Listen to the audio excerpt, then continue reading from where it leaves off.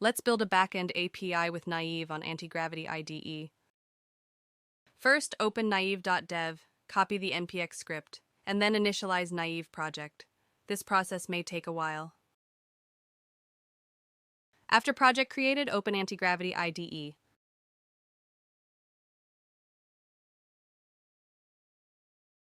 This project consists of two major sections, Design section and Implementation section.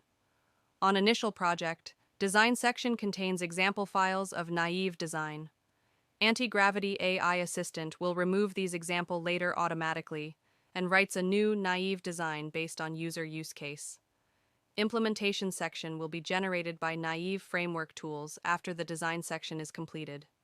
You don't have to worry about other files on this project. Now, let's try build an online shop backend API. I will ask the AI assistant, build me a backend API for an online shop website, and enter. Antigravity will automatically look at file instruction.md as instruction how to use Naive on this project. I usually use Gemini 3 Flash as model since it's fast and free.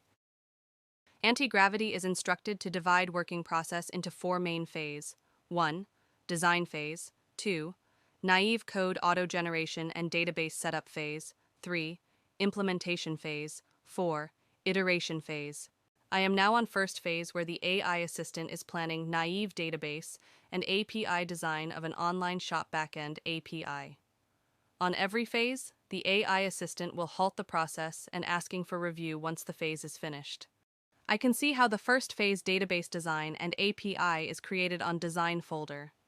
The advantages of Naive framework. I can review the backend model data and API design before continue to the API implementation. This is a very important step on developing a backend API to reduce technical debt later. Now let's say this database and API design is good enough. I will ask the AI assistant to continue to the next phase. On this phase, the AI assistant run Naive code generation script. This script transpiles Naive files into TypeScript model and API types on New Types folder. After that, the AI assistant creates .env file and asks for database credentials. In the first time, this database must be empty. I will use Naive Zero Services database for testing purpose.